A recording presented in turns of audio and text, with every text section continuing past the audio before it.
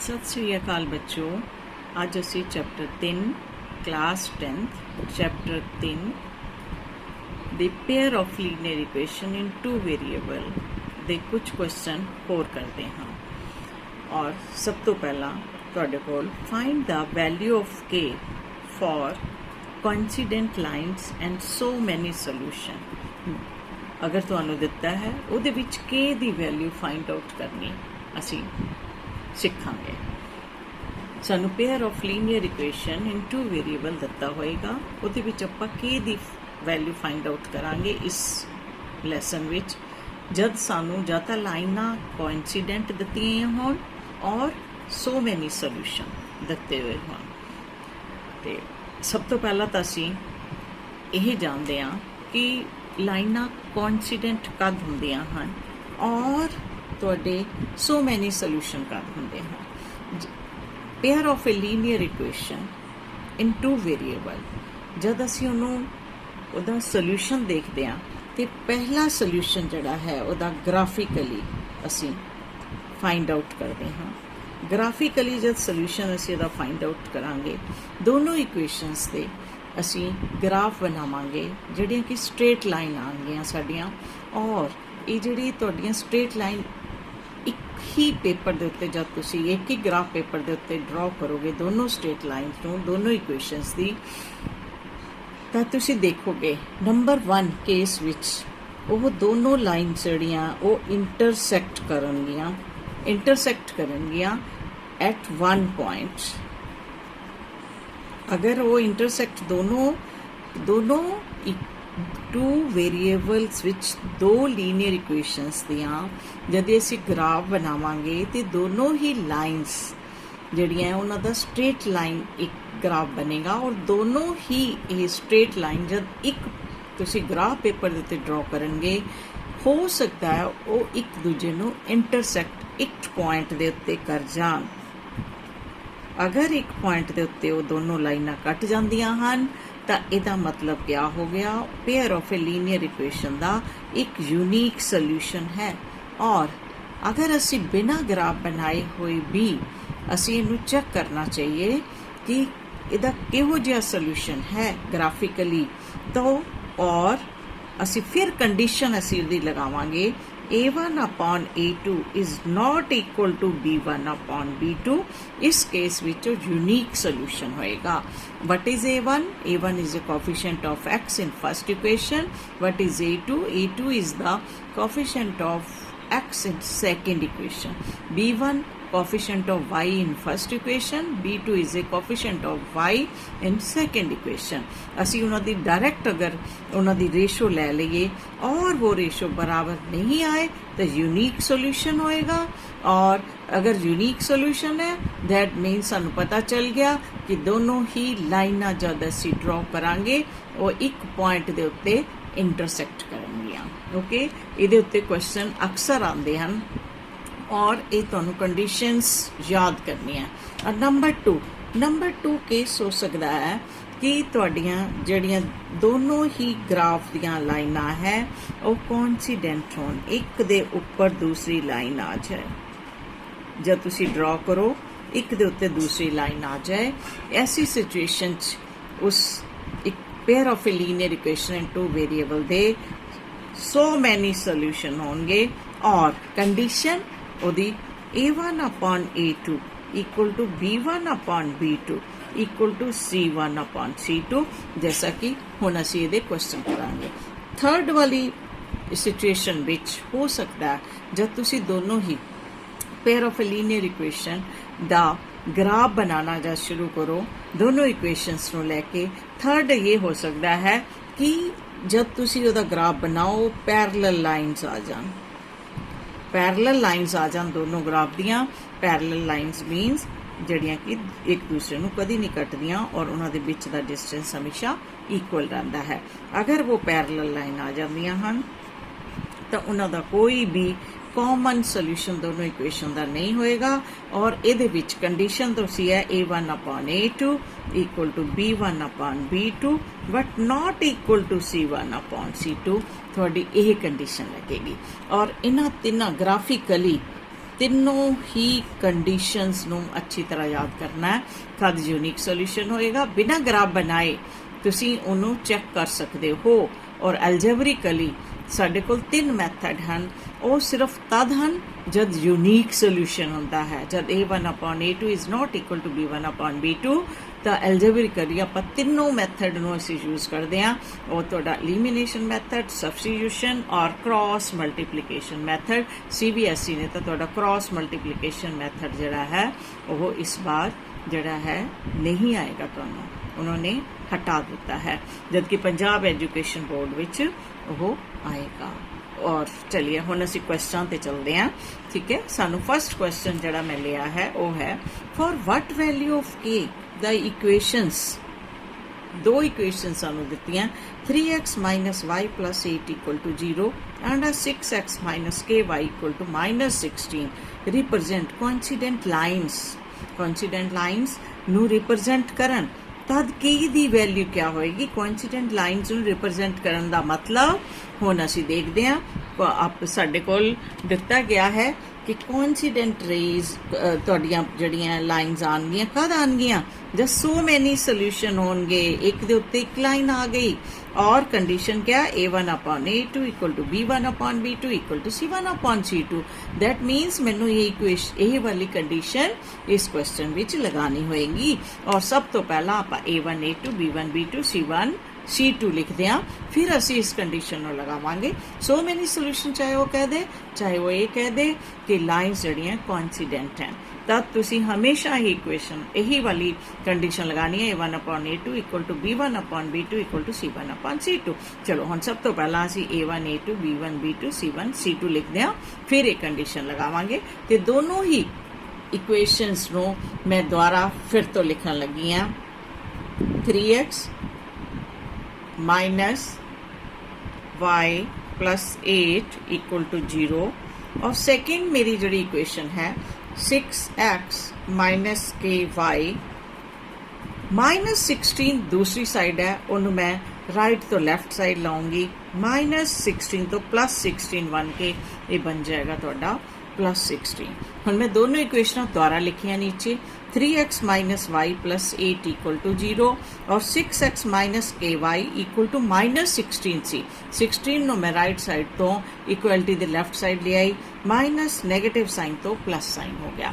हुण सानू इनू कंपेयर करना है अपनी स्टैंडर्ड जिहड़ी pair of a linear equation हुंदा है उहदे नाल करांगी a1x plus b1y plus c1 equal to 0 ताकि असी a1 a2 आराम नाल लिख लीए। a2x plus b2y plus c2 equal to 0। पहला भी मैं तुहानूं कहा सी तुसी दोनों इक्वेशन दे x x दे उत्ते सर्कल लगा लेना है। ठीक है, तो तुहाडा a1 क्या हो गया 3, a1 मैं लिखूंगी 3। ठीक है, a1 मैनू 3 मिल गया।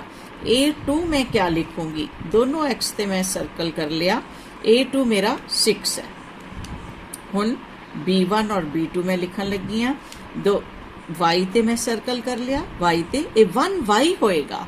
ठीक है, ये 1y होएगा -1y, b1 मेरा -1y होएगा, b2 मेरा दोनों y ते मैं एक स्टैंडर्ड फॉर्म च नीचे लिखी है और एक मेरी सेकंड इक्वेशन है। दोनों y ते जब मैं सर्कल किया तो b2 ये 1k होएगा ते ए -1k। ठीक है, इनू k ही लिख दें असी। फिर कांस्टेंट टर्म c1 मेरी 8 है और c2 मेरे कोल है 16। हुण असी कंडीशन लगाते हैं for coincident lines a1/a2 equal to b1/b2 equal to c1/c2। ये कंडीशन साडी लग गई। ठीक है, हुण आपां सारी वैल्यूज भर दांगे। a1 साडे कोल 3 है, 3/6 3/6 equal to -1/-k, b1/b2 -1/-k equal to c1/c2 8/16।